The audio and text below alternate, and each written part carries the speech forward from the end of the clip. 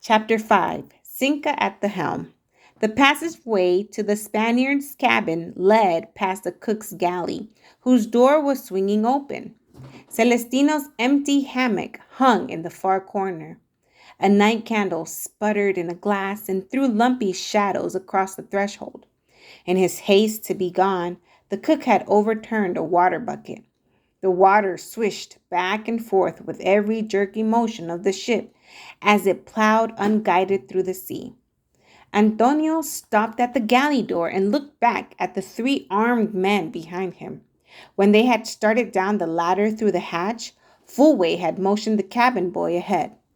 Fulway was not trusting like Tua, nor confident like Cinque. He was a townsman, older than the other two. His brown face was too thin. The narrow cheekbones had the flesh drawn tightly. There was a scar across one cheek where the Arabs had slashed when they captured him and sold him into slavery.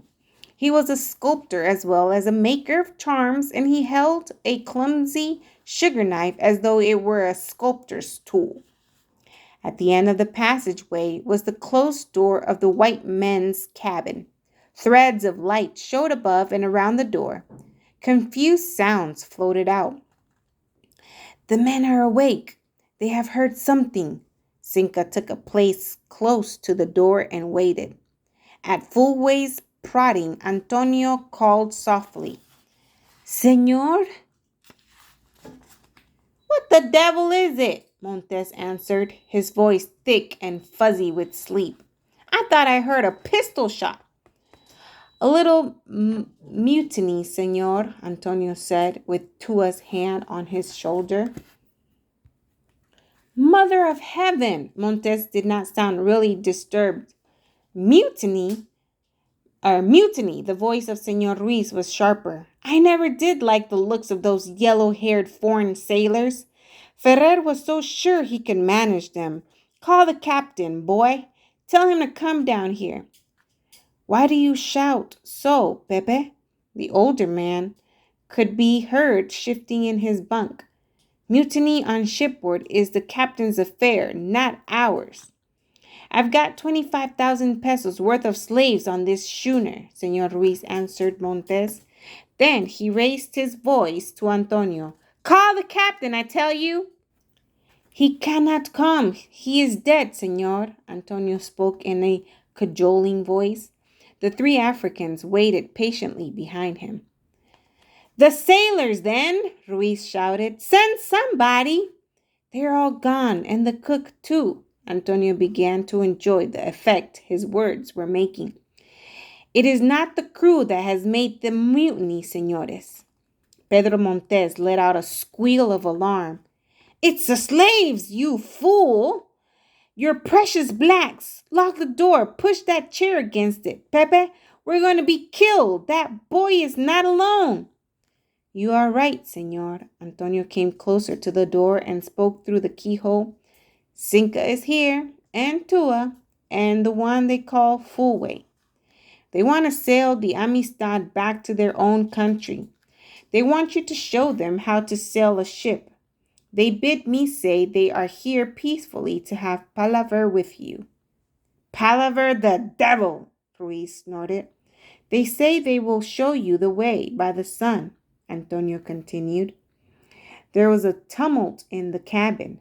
Montes's voice rose shrilly. "To Africa? I'll not do it, though they kill me and cut me in pieces and feed me to the sharks." Antonio cajoled. "They say it is right that they should go to their homes. They want the ship turned to the sun." The boy felt Tua's fingers pressing into his arm. He fell silent to hear what Ruiz was saying. Suddenly, he flattened himself against the wall. "They are going to shoot!" The door opened and the crack of light became a blinding flame in the darkness. Cinque darted full at the opening. With his knife, he struck Montes a glancing blow on the arm. With his free hand, he sent Ruiz's pistol spinning across the threshold. Montes's gun dropped from his grasp. Cinque kicked it out into the passage. He leaped back, and the door slammed shut again. It was over very quickly. In the darkness of the passage, Tua clutched his stomach and groaned. The white man's bullet had not missed. 3 guns lay on the floor, that of Montes still smoking and sending off the sour smell of burned powder. "Throw those weapons over the water," Cinque commanded as Fulway bent to gather them in his hands. "We will barricade this door." Cinque worked silently, using whatever movables he could lay his hands on in the cluttered passageway. From within the cabin flowed a stream of violent sounds. "That is the voice of the old man," Fulway said. "Now it is the one called Pepe. They bellow like elephants in the jungle before daybreak. What will we do with them? You should have killed them, Cinque, when you had the chance. We could break this door down now and have it over with." But Cinque shook his head. "When we come home, they can have their ship back again. We will not need it once we have set foot on earth that is our earth." The young farmer gravely lifted Tua and motioned Antonio and Fulway to follow, leaving behind the confused shouts of the white men. By the light of the candle burning in the cook's galley, Grabo worked furiously, filing Callie's leg chain. Callie and Pugna were still yoked together, and Grabo's own neck was still encircled with an iron collar. But once the ropes had bound the captives to the benches had been cut, they could move about freely. Even in this narrow space, they could breathe the air of freedom, and Grabo worked with a blacksmith's skill to get rid of the chains. Pugna's ankles were already free. Now the chain on Kali's legs gave way with a clang. Grabo pushed the boys toward the door. "Go up," he said. "The yoke will come off later. Go up and bring us news." Through the swishing water on the floor of the cook's galley, up the steep ladder, and through the open latch, the 2 boys clattered. Their legs were free. They scarcely felt the yoke that bound them together.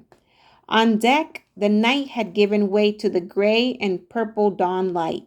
The body of the captain lay near the hatchway. Little drops of blood had dried on his white coat, stiffening the edges of cloth where the knife thrust had gone in. The arm had fallen against the cheek of Komono's corpse. Komono was dead, and beyond, Callie could see Cinque tending Tua, a wounded Tua who did not speak. Nearby stood the girls and that boy who had brought food. Fulway stood at the rail holding a clumsy knife and the white men's weapons. Cinque turned his face toward Fulway. "Tua will live," he said. "Throw those weapons far over the water. There must be no more killing." Callie and Pugna moved forward. Marga caught sight of them and darted to Callie's side. No word was spoken. They could have been ghosts in the gray light. Out of the hatchway strode another captive, free of chains, and another. Grabu's work was going swiftly now. There was a rush of clanking chains up the hatchway. Grabu himself came out into the air, armed with his precious file. With daybreak, the open deck was better for his work. He filed like one possessed, freeing his fellow captives. The corpse of Komono, the hunter, and that of the captain were stiffening a few yards away. As the men came up from below and saw that Komono was dead, some set up a quiet wailing, but none offered to touch the bodies or to prepare Komono for burial. No old woman was present, no close kin. Suddenly, Callie saw Fulway come from the rail. "Komono's mountains were my mountains," the man said. "His lands were watered by the river Sewaye, where I was born. In these things he was my kinfolk. I will prepare Komono for burial. But what about this white man? Who will prepare his rice bowl? Those others back there in the cabin, they're not wailing his death, I can tell you. They have taken no thought of burial rites." Cinque left Tua's side. They are prisoners, he said shortly. As for this one, I killed him. I will bury him. Tua stirred and opened his eyes. I take some credit for that killing, he said. You go to sleep, Tua. Do not concern yourself with my responsibilities. Cinque pushed his way into the circle around the corpse and knelt to his task. Grabu scarcely looked up. He kept on filing. He was not turned from his battle with the cold iron by the living or by the dead.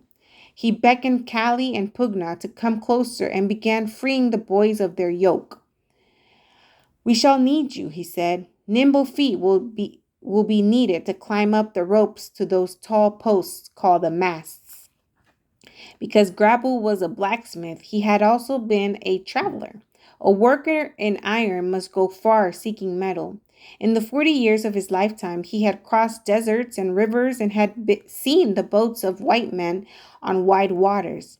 He understood the matter of sails and masts and rigging. Grabo had seen the sail ship Tecora in the Lombonco harbor with the red flag hung out that meant good trading. He had paddled out in a small boat to have a look at it, and that is how he had been captured. The schooner, of which they had taken possession, would have to have sailors. Daylight was breaking. Soon the sun would be rising. Then the ship must be turned in the direction of the rising sun. Grabu worked to free those who would be most helpful. Kali stood patiently under the grating file and watched Cinque and Fulwe at their preparations. He saw Teme go down the ladder with Antonio and bring back bowls of rice and 2 spoons. He saw the bodies of the dead laid out side by side and covered with sailcloth. There was good light to see by now. Below the edge of the water, one became aware of the presence of the sun. Cinque turned away from his completed task and came to watch Grabu. The blacksmith did not pause in his filing. He scowled and said, Fulwe has told me those in the cabin, sons of lizards, have refused to guide the ship through the water. Cinque nodded. It is so. We shall have to guide it ourselves. He spoke serenely. What had to be done would be done. The white man's ship is not a canoe that can be sent through the water at the touch of a paddle, Grabu said. It is a stubborn and willful beast that requires hard riding. I have seen boats before.